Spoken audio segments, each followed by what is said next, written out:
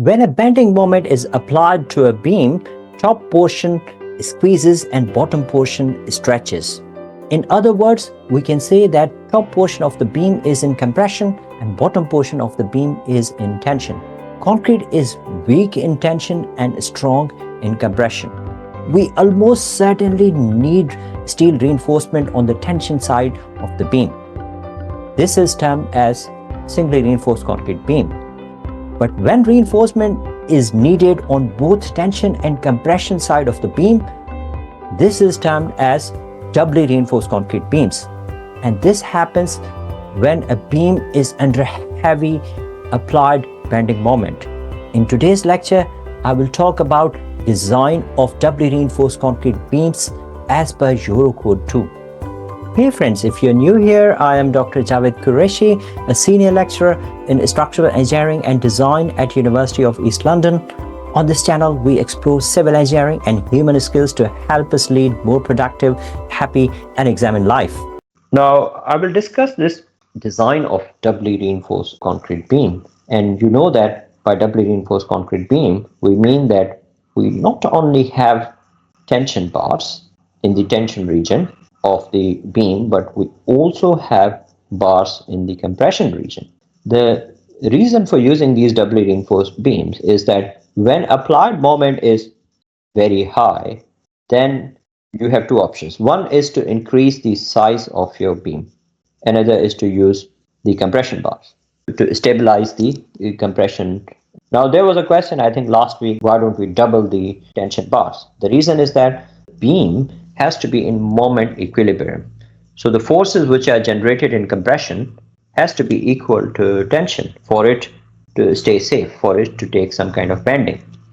If we increase tension side a lot without correspondingly increasing compression side, then it is going to collapse. So for moment balance, for moment equilibrium, it is necessary that we have compression and tension side working together so that they are in balance. And this is the main reason that we provide compression reinforcement. So if the moment is very high, then we have two options, either to increase the size, the dimensions of the section, which may not be possible because of architectural reasons. The second is to use the compression reinforcement to balance both tension and compression side. So design of doubly reinforced beam. Now what we are going to do today, first introduction. Now you can see that this is the cross section of the beam, and then you can see these three bars at the bottom. These are tension bars or tension steel or tension reinforcement. So what ties the bars together? What will tie the bars together? Yes, what we do is that we put these bars on formwork, and we have some kind of small supports underneath for cover, okay, 25 or 20 mil small supports, okay, and then we leave them, I mean, certainly inside the formwork. Most of the time we have a concrete 25 by 25 millimeter by 25 millimeter small supports underneath. Then we put these bars along there. We create this kind of cage where we tie these stirrups or rings. Then we have some kind of very thin mild steel wires. So these mild steel wires, they connect. So we connect them here. So we connect them with the stirrup, all right? And then we connect the bars here with mild steel wires, all right? And then again at several places. In that way, we create this kind of cage. Okay. All right. And most of the time, we create cage not on the formwork itself, just outside the formwork, and then we bring it inside the formwork. Okay. Yeah. Thank you. These top bars, when they are not needed, we use them very, I think, thin ones, like 10 millimeter or 12 millimeter, which satisfy the minimum steel requirements, to simply hold this cage. But in some cases, compression reinforcement is always required.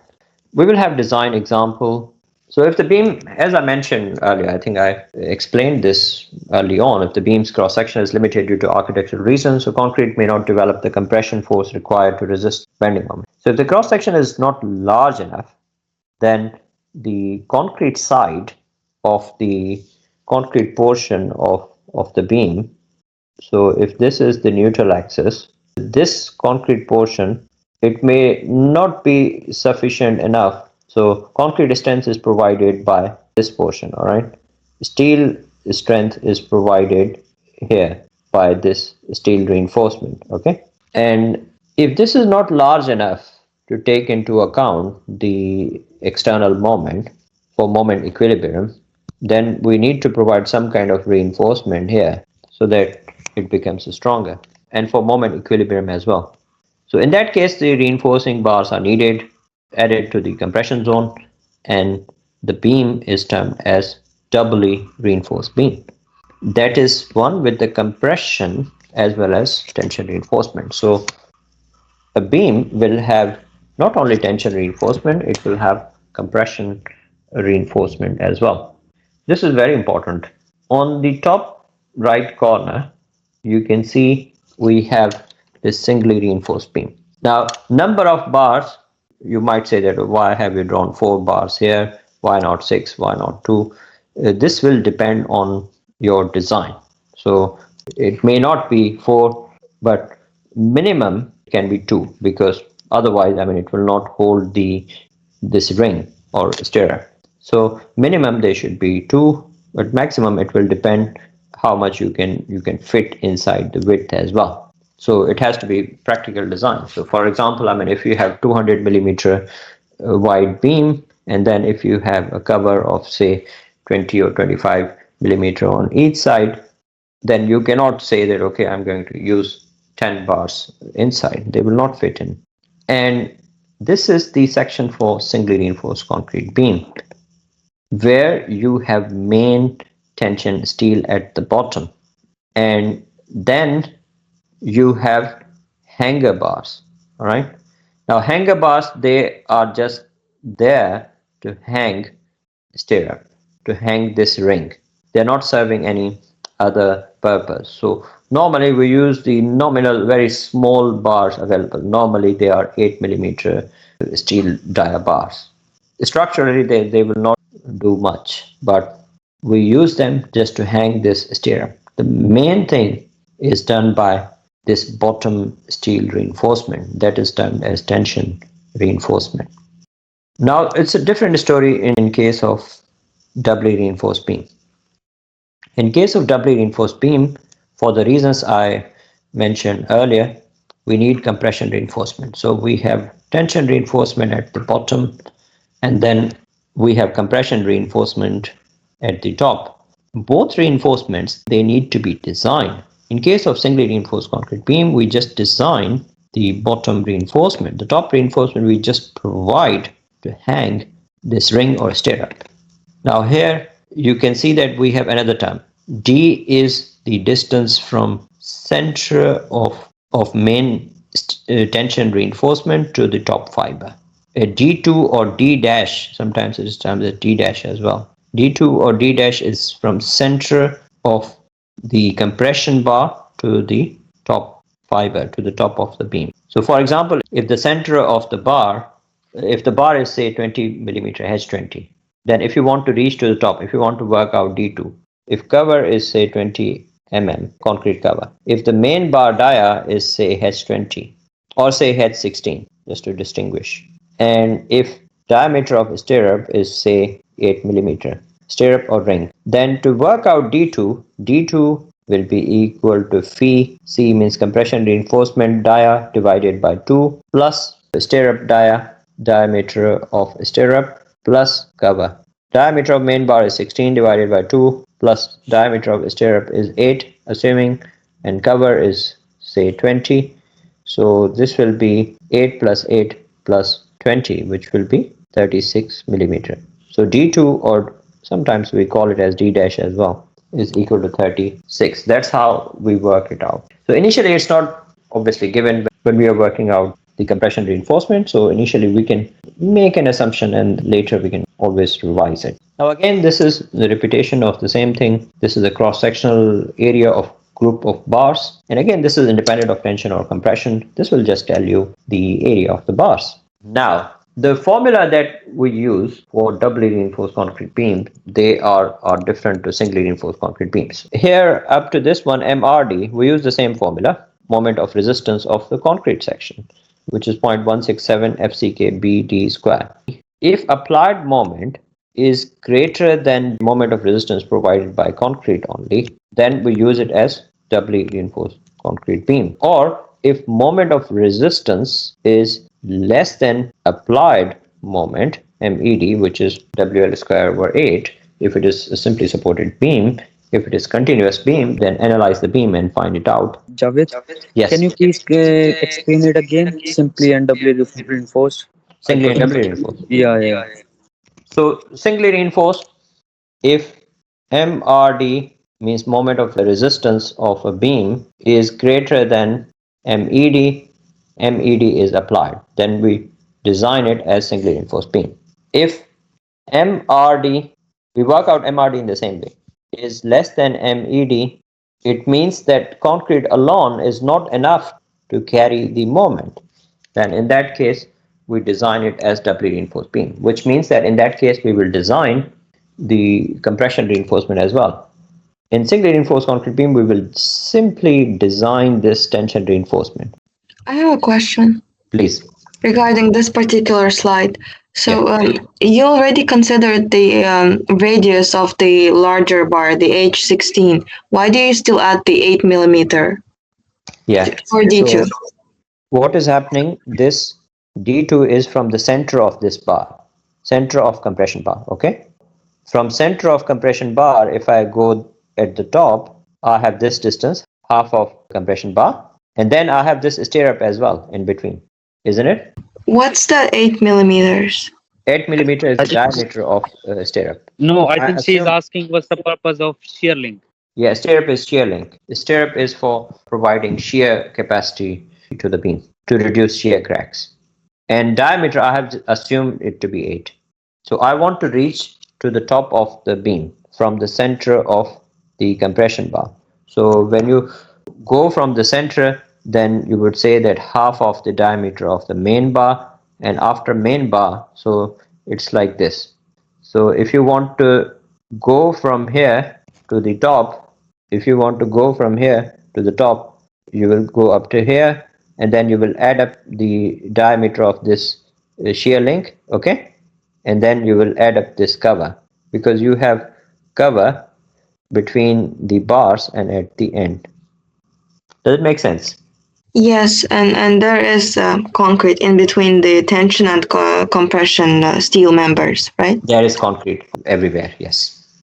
Then we work out this D2 over X. Now the purpose of this D2 over X less than 0.38 is that we want to ensure the under reinforced section. So there are 3 sections: balanced, under reinforced, and over reinforced. So by all means we avoid over reinforced sections, because over reinforced means that if you provide a lot of reinforcement in reinforced concrete beam, then it is going to fail suddenly, so it will be brittle. So we always want to ensure that it is ductile, which means that the failure is gradual and it gives us sufficient warning, because concrete is already a brittle material. So we want to control steel, so that amount of steel that we use in concrete to avoid brittle failure. So if it is heavily reinforced concrete, then the chances are that it will fail in a brittle manner. So that's why, to avoid that, we have this D2 over X. So there are various other conditions, but I'm not going into detail of lots of parameters that go behind that.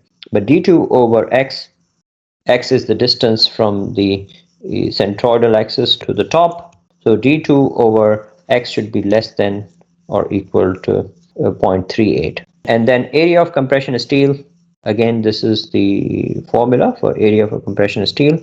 So what happens if it's over 0.38? Yeah, if it is over 0.38, then we try to increase this X. It means that we try to increase the depth of the section. So area of compression steel is MED. MED is applied minus MRD. Now you can see here that the balanced, we are providing this AS2 compression steel to resist the remaining moment. Previously, in single reinforced concrete beam, we did not provide compression steel. Now, MED, for example, if MED was say 200 and your MRD, the resistance that your concrete is providing, is say 150. So 200 minus 150 will give you 50. It means that the reinforcement is doing the job for the remaining part of the moment that is not taken properly by the concrete part, which is MRD. So that's how we optimize the design. And then lever arm, again, lever arm here. Now there is a direct formula here for K0, which is 0.167. And then we use the same, everything else is same here.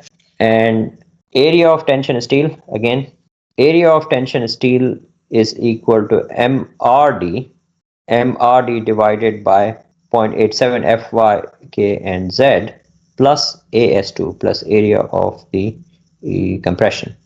Now note here, whatever forces are generated on the compression side, they have to be balanced with the tension side. That is the reason that AS1 or tension area of tension steel is equal to this MRD. This is due to concrete. Okay, the force that is resisted by concrete and the force that is resisted by a compressive steel. So previously we just had the applied moment. In case of tensile steel, it was MED over 0.87 FYKZ. But now you can see that because we are using compressive steel, so in the compression side we have two parts. One is moment is resisted by concrete, which is this MRD. Another is that moment is resisted by compression steel, which is provided by AS2. So that's the reason we are adding this AS2 over here. And then we have these stress strain blocks for doubly reinforced sections. And then you can see that value of X is, as previously, it is 0.45 of D, and strain in concrete is 0.0035, and again stress block is the same. The only difference is that S is same as 0.8x, and the only difference here is that previously for singly reinforced beam we simply had one force on concrete side, but now we have two forces. One is force in concrete itself and other is force in compressive steel. These are two forces. Now these two forces are balanced by FS1, which is force in steel at the bottom. So this is how we draw the stress and strain diagrams for reinforced concrete beams, and these are doubly reinforced concrete beams. The key difference here is that we have two forces on the compression side, because we have force taken by compression steel and force taken by concrete. Now you can think of it as if concrete is not able to take the applied moment, then in that way we provide this extra reinforcement on the compression side to take that difference of moment, which is not taken by concrete. And then again that has to be balanced by steel in this zone, in the tension zone. Now these are stress and strain blocks from Eurocode 2. Different design codes will have similar but slightly different stress and strain blocks. So American codes will have different, Australians will have different, Canadians will have different, and Indian codes will have different blocks. Thanks for watching. Don't forget to subscribe for more practical insights into structural engineering and beyond. Until next time, stay curious.